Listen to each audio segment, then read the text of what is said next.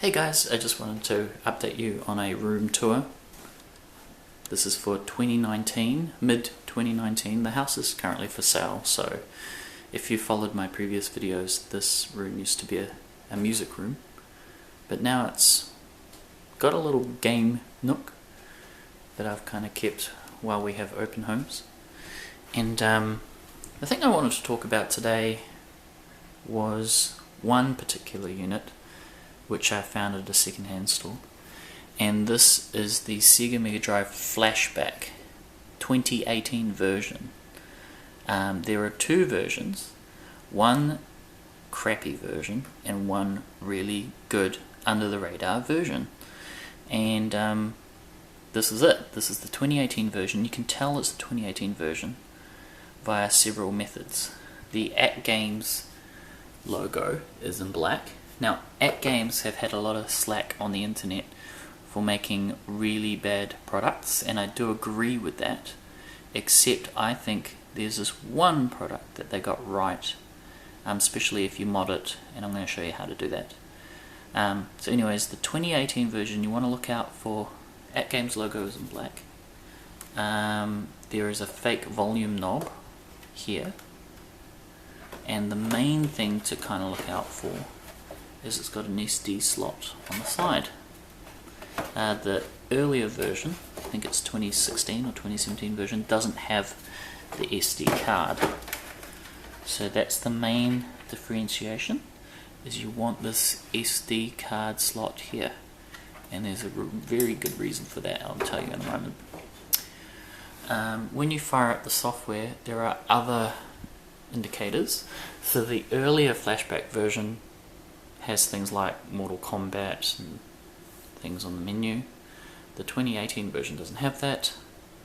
And I'm going to tell you, this is very cool to mod. So this SD card version only appears when you update the official firmware from At Games website, so do that. But also, these games here are not the built-in games.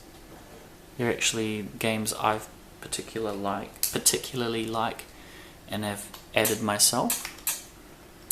So here you can see, oops, I got to turn it off and on again because I was playing around with the SD card when I was showing you. You can see I've added my own games and my own Master System games and everything. So let me boot that up in a second. Here we go. So Sonic games, see this game by the way, Sonic Classic Heroes, I highly recommend you find that wrong. And on bonus games, you have Master System games, which is cool. I grew up with the Master System, so I love it. Another cool ROM, by the way, is Alex the Kid 2. It's like a fan game. Anyways, the best way to mod this is a program called Genesis Flashback Game Manager 0.3.2 by DCUK7. Literally just kind of search for that online, and I found it on a GBA forum. GBA. There you go.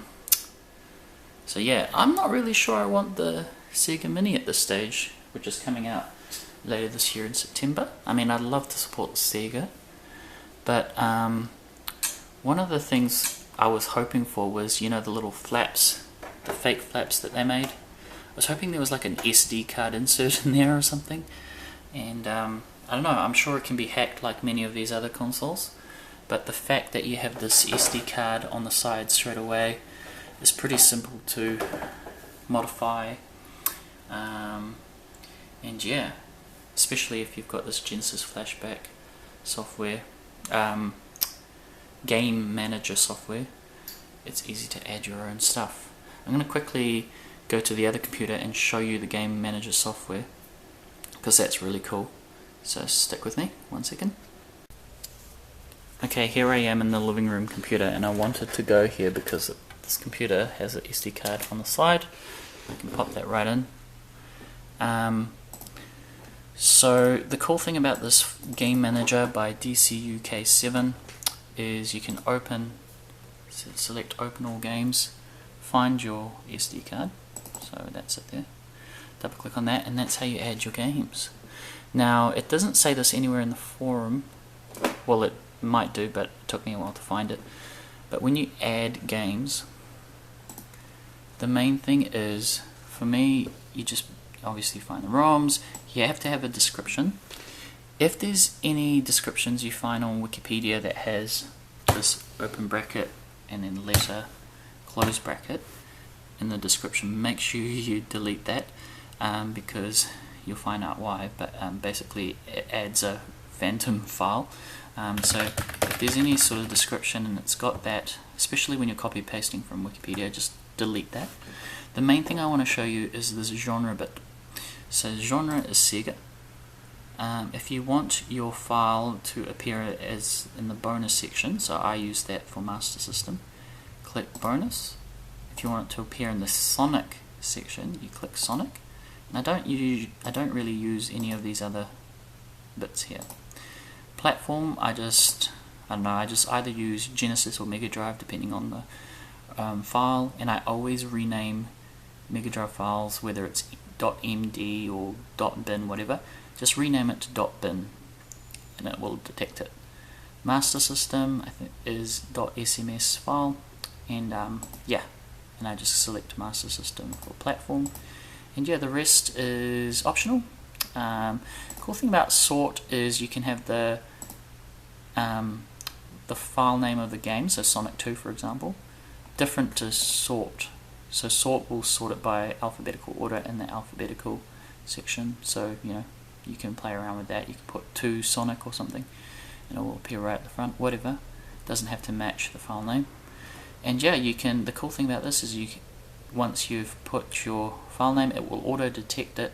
You can either Google it or browse for the image file, and that's it. You just add game to SD card and the rest is self-explanatory. I'll let you explore it, but see, these are the games I've added myself, and as you can tell, a lot of these games are going to be in the upcoming September Sega Mini, so I'm not really sure I want to get it, especially this Street Fighter 2. A lot of the European American versions only have the 3 button that's coming out in September, so let me know what you think if you still want to get the Sega Mini.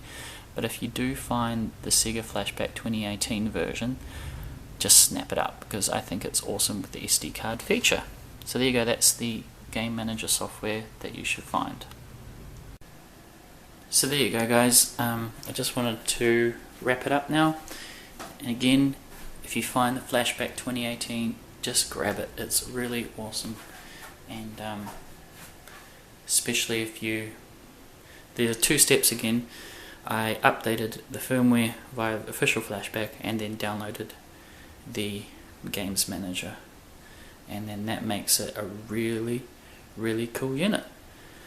Let me know if you want me to talk about anything else in this little collection, but that's the Sega Flashback. See you later. Check me out, ralphie.co.nz, or subscribe to my YouTube. Cheers guys.